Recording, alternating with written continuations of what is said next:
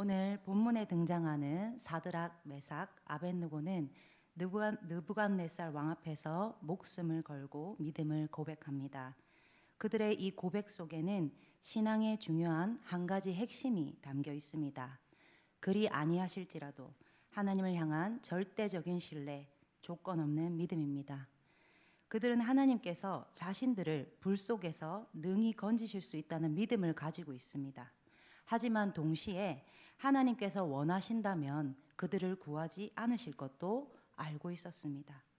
그럼에도 그들은 금신상에 절하지 않겠다고 단호하게 말합니다. 왜 그랬을까요?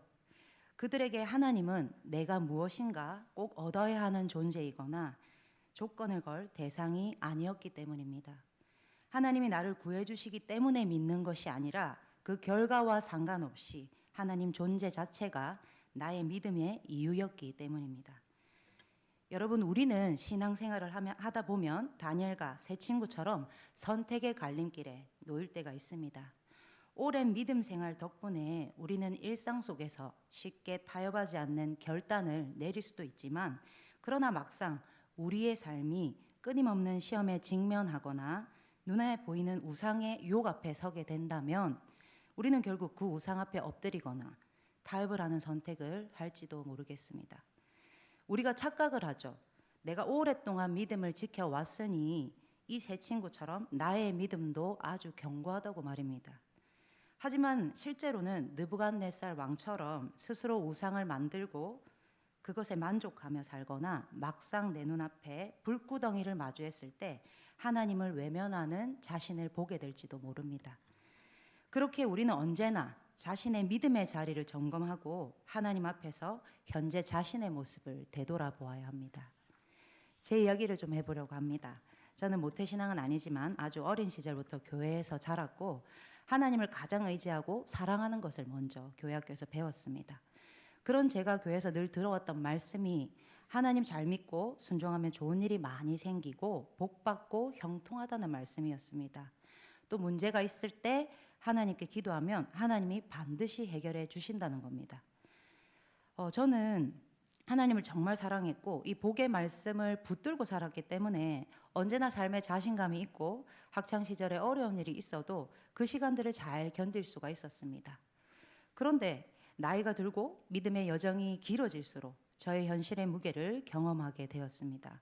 이전에도 말씀드렸듯 성인이 되면서 큰 어려움들이 계속 찾아왔고 경제적 어려움과 더불어 제 부모님, 그 아버지께서 큰 사고로 인해서 장애를 얻게 되었습니다. 저는 가장으로 돈을 벌어야만 했고 그래서 제가 어릴 때부터 가장 익숙했던 백화점에서 일을 시작하게 되었습니다. 백화점에서 일을 하려면 주일에는 쉴 수가 없죠. 그런데 저는 들어갈 때부터 조건을 겁니다. 주의를 지키기 위해 낮은 월급을 감수하고 남들보다 더 많이, 더 열심히 일을 했습니다. 그리고 당장 끼니를 걱정하는 형편에도 내 이웃을 사랑하라. 이 하나님 말씀을 붙들고 어려운 사람들을 늘 도우며 살았습니다. 남들은 너나 잘 살고 너가 성공하고 나중에 누군가를 도와야지 라고 날마다 충고했지만 그럼에도 저는 말씀대로 살기 위해 치열하게 몸부림치며 세상 유혹을 이기기 위해 무던히도 애를 쓰며 살았습니다. 그래서 하나님께서는 이런 나의 믿음을 어여삐 여기시고 당연히 머지않아 나의 인생을 반드시 풀리게 하시고 잘 될 거라는 기쁨과 기대감이 있었습니다.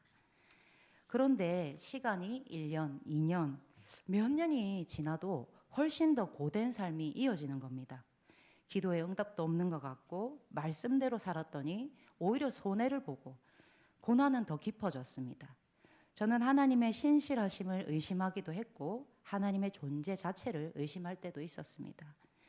그때 저는 하나님을 내가 이렇게까지 믿었는데 하나님이 날 버렸다는 감정이 들었습니다.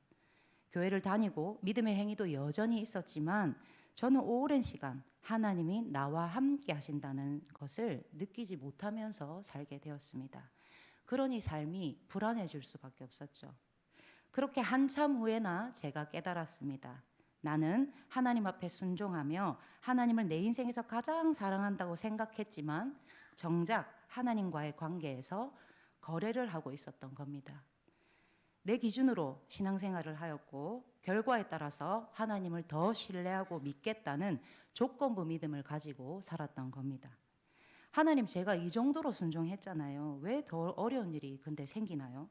하나님 나라 복 말고 이 땅에서도 잘 살게 해주신다 했으니 좀 잘 살게 해주세요. 이제 저의 믿음이 많이 성장했습니다. 네, 제 스스로 판단을 하고 이제 형통하게 해주세요. 원하는 길 좀 열어주세요 하고 하나님 앞에 기도했었죠.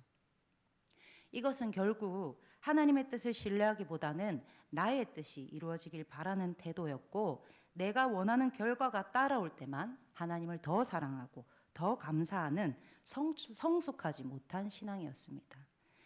하나님의 때가 있는 것을 알면서도 기다리지 못하고 하나님을 더 이상 전적으로 신뢰하지 않게 된 것입니다. 여러분, 우리는 고난이 계속될 때, 큰 어려움을 당할 때, 내 삶이 위협받는 그때에 나의 믿음의 수준과 하나님을 향한 사랑의 크기가, 그 실체가 바로 드러나게 됩니다. 사랑하는 여러분, 오늘 우리는 본문의 세 사람을 통해서 진실로 조건 없는 믿음의 가장 깊은 차원을 보여주는 장면을 보게 됩니다. 본문의 배경은 유다 왕국이 바벨론에 의해 침략당하고 포로로 끌려간 상황입니다. 유다 왕국이 BC 586년에 멸망하기까지 총 3번의 침공을 당하죠. 다니엘과 친구들은 첫 번째 침략 때 왕족의 자녀로서 포로로 끌려가게 됩니다. 다니엘 1장에 따르면 바벨론 왕 느부갓네살은 유다를 정복한 후 젊은 남자들 중에 용모가 준수하고 지혜와 총명함이 있는 자를 선발해서 바벨론에 데려갔답니다. 네, PPT 좀 열어주세요. 이는 이들이 왕의 교육을 받고 바벨론을 위해서 일을 시키기 위함이었습니다. 처음 다니엘과 세 친구들은 왕의 음식, 즉 우상의 음식을 먹지 않고 채식을 고수하며 자신들의 신앙을 지켜냈습니다. 다니엘도 느부갓네살 꿈을 해석하였죠. 이렇게 시간이 지나고 좀 더 훨씬 교만해진 느부갓네살 왕은 더욱 권력을 과시하고 민족을 통합하기 위해 거대한 금신상을 세우고 온 백성에게 절하라고 명령합니다. 금신상의 높이가 30m의 엄청난 크기의 금신상이죠. 이것은 단순한 정치적 퍼포먼스가 아닌 왕 자신을 신으로 섬기라는 강압적인 명령이었습니다. 그리고 절하지 않는 자는 극렬히 타는 풀무불에 던진다는 위협이 따라 붙었습니다. 이제 그 앞에 선 세 사람, 사드락, 메삭, 아벳느고는 선택을 해야만 합니다. 이들이 처한 상황은 단지 불편한 환경이 아니었습니다. 목숨이 달린 문제였죠. 왕은 그들을 끌어다가 이제라도 우상 앞에 굴복해라. 그러면 용서하겠다. 능히 너희를 내 손에서 건져낼 신이 누구겠느냐라며 그들을 회유하고 하나님을 조롱합니다.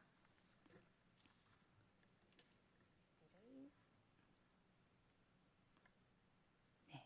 그런데 16절에서 이들은 지체 없이 말합니다. 그것에 대해서는 대답할 필요도 없다. 그리고 이렇게 또 이야기합니다. 17절, 18절을 함께 읽어볼까요? 시작. 우리가 섬기는 하나님이 계시다면 우리를 맹렬히 타는 풀무불 가운데에서 능히 건져내시겠고 왕의 손에서도 건져내시리이다. 그렇게 하지 아니하실지라도 왕이여 우리가 왕의 신들을 섬기지도 아니하고 왕이 세우신 금신상에게 절하지도 아니할 줄을 아옵소서. 아멘. 이 대답에 느부갓네살이 분이 가득하여 풀무불을 뜨겁게 하기를 7배나 하라고 명령하였습니다. 하지만 그들은 죽음이라는 큰 두려움 앞에서도 경건하고 초연한 태도로 자신들의 공경을 받아들였습니다.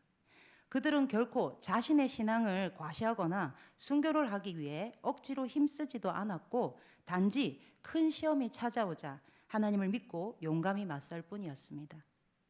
여러분, 이 세 친구는 15살쯤에 포로로 끌려왔고 많아야 20대 초반으로 추정이 됩니다. 이 젊은 청년들의 고백은 우리에게 정말 놀라운 믿음의 용사로서의 모습을 보여줍니다. 하나님이 구원하시지 않더라도 우리는 절하지 않겠습니다. 라는 이들의 이 말은 곧 이런 뜻입니다. 하나님의 선하심은 결과에 좌우되지 않는다. 하나님이 원하시면 살리실 수 있고 원하지 않으셔도 그분은 여전히 선하시다. 여러분, 하나님께서 세상 복을 주시지 않아도 하나님은 여전히 선하신 분이며 세상에 형통한 일이 없을지라도 하나님은 여전히 나의 주인이십니다. 그분은 나를 결코 버리지 않으십니다. 그래서 우리는 어떤 어려움이도 환경이나 상황이 아니라 하나님을 바라봐야만 하겠습니다. 우리가 잘 아는 욥도 끝없는 고난 속에서 새 친구처럼 이렇게 고백을 하죠. 그가 나를 죽이실지라도 나는 그를 신뢰하리라. 앞서 저의 이야기에서 말했듯이 우리는 때로는 조건을 거는 믿음에 익숙해져 있습니다. 기도를 응답해 주시면 순종하겠습니다. 병을 고쳐 주시면 믿겠습니다. 직장의 문제를 해결해 주시면 제가 이렇게 하겠습니다. 자녀의 문제를 해결해 주시면 제가 이렇게 헌물하겠습니다. 많은 사람들이 순종에 대한 좋은 결과만을 바랍니다. 이런 마음들은 인간적으로는 자연스럽지만 그것은 이 땅에서의 좋은 것만을 바라는 믿음, 하나님을 수단으로 여기는 딱 거기까지의 믿음입니다. 물론 하나님은 우리에게 이 땅에서의 복을 약속하셨습니다. 하지만 그 복의 때까지 우리는 주님의 주권을 전적으로 신뢰하며 인내해야만 합니다. 믿음은 곧 내 뜻이 이루어지는 것이 아니라 하나님 뜻에 나를 맞춰가는 것이기 때문입니다. 그럼 하나님은 이 새 친구의 이런 믿음에 어떻게 응답하셨나요? 25절을 한번 보실까요? PPT가 없습니다. 25절. 네. 다 같이 읽겠습니다. 시작. 왕이 또 말하여 이르되 내가 보니 결박되지 아니한 네 사람이 불 가운데로 다니는데 상하지도 아니하였고 그 넷째의 모양은 신들의 아들과 같도다 하고. 아멘. 사드락 메삭 아벳느고는 풀무불에 던져졌지만 하나님께서 불 가운데 그들과 함께 하셨습니다. 그리고 머리카락 하나 타지 않고 겉옷도 변하지 않고 탄 냄새조차도 나지 않도록 완벽히 지켜주셨습니다. 여러분 참 아이러니합니다. 21절을 보시면 세상 권력의 상징인 느부갓네살 왕의 명령을 순종했던 병사들은요, 새 친구를 붙잡고 있다가 너무나 뜨거운 불길에 모두 타 죽었다고 합니다. 하지만 하나님 앞에 순종한 세 사람은 털끝 하나 상하지 않고 불 속을 걸어 다닙니다. 여러분 세상의 물질과 권력은 우리를 살릴 수 없습니다. 우리의 죄를 해결하고 영원한 생명을 줄 수도 없습니다. 오로지 생명은 하나님으로부터만 오는 것입니다. 그리고 여러분 여기서 이들이 구함을 받아 죽지 않은 사실도 매우 중요합니다. 하지만 무엇보다 중요한 것은 그 풀무불 가운데서도 주님이 그들과 함께 하셨다는 겁니다. 여러분 우리는 세상에서의 형통을 원합니다. 하지만 하나님이 말씀하시는 형통은 단순히 물질적 성공이 아니라 하나님의 함께 하시고 하나님의 뜻 가운데 이루어지는 모든 일의 순조로움을 내가 인정한다는 영적인 개념입니다. 요셉도 감옥 안에 있었지만 하나님을 신뢰하고 함께 하심으로 형통한 자라 불리었고 다윗 역시 전쟁, 도망, 고난 가운데 있었지만 여호와께서 함께 하심으로 형통한 자라고 성경은 말하고 있습니다. 형통은 환경이 아닌 하나님이 늘 함께 하시는 관계에서 시작이 됩니다. 말씀에 순종하고 하나님 뜻에 따라 끝까지 사는 그 사람이 비록 불길 속에 있더라도 진정 형통한 사람일 것입니다. 우리는 살아가며 다양한 풀무불을 만납니다. 실패의 풀무불, 질병의 풀무불, 사랑과 관계의 풀무불, 외로움과 공허의 풀무불. 그때마다 하나님은 우리에게 이렇게 물으십니다. 그렇지 않아도, 그리하지 않아도 너는 나를 신뢰하겠느냐? 너는 나를 사랑하느냐? 그때 우리가 이렇게 고백할 수 있기를 바랍니다. 하나님, 고쳐주지 않아도 괜찮습니다. 하나님, 주시지 않아도 감사합니다. 나를 구해주지 않으셔도 나는 하나님만을 따르겠습니다. 그리 아니하실지라도 하나님은 나의 하나님이십니다. 여러분, 내가 바라는 기도의 응답이나 기적이 없는 삶을 살지라도 하나님 존재 자체를 붙드는 믿음의 삶을 사시길 바랍니다. 말씀을 하나 보겠습니다. 다시 PPT 띄워주세요. 네, 히브리서 3장 14절의 말씀입니다. 시작. 우리가 시작할 때에 확신한 것을 끝까지 견고히 잡고 있으면 그리스도와 함께 참여한 자가 되리라. 아멘. 이 말씀은 당시 로마 제국의 지배하에 사회에서 여러 불이익과 박해로 인해서 믿음을 떠나려는 유대인 성도들에게 주는 말씀입니다. 이러한 상황에서 사도가 이렇게 말하는 것입니다. 믿음은 시작하는 것이 아니라 끝까지 붙드는 것이다. 우리가 예수님을 믿기로 결단할 때 마음속에 뜨거운 확신과 기대가 있었습니다. 하지만 믿음의 여정이 길어지고 세상의 유혹 속에서, 끝없는 고난 속에서 우리는 하나님과 멀어지거나 하나님을 떠나기도 합니다. 하지만 믿음을 끝까지 붙든 그 자는 그리스도와 함께 참여한 자가 된다고 말씀하고 계십니다. 즉 그들에게는 하나님 나라와 하늘의 상급 그리고 그리스도와 영원한 교제가 약속되어 있습니다. 하나님께서는 우리가 원하는 모든 것을 주실 수 있는 분이지만 우리가 원하는 것을 주시지 않을 수도 있습니다. 기다림이 길어지면 마음이 흔들릴 수도 있죠. 그러나 하늘에서는 모든 것이 분명히 드러날 것입니다. 여러분, 이 믿음의 길 끝에는 우리에게 영원한 영광이 기다리고 있습니다. 사랑하는 여러분, 하나님을 믿는 자들은 하나님께서 절대 여러분을 잊지 않으십니다. 내가 불구덩이에 있을지라도 하나님은 그곳에 나를 찾아와 주시고 반드시 나와 함께 하실 것입니다. 그러니 멈추지 않고 끝까지 견고한 믿음의 여정을 사는 여러분 되시기를 주의 이름으로 축복합니다. 아멘. 기도하시겠습니다.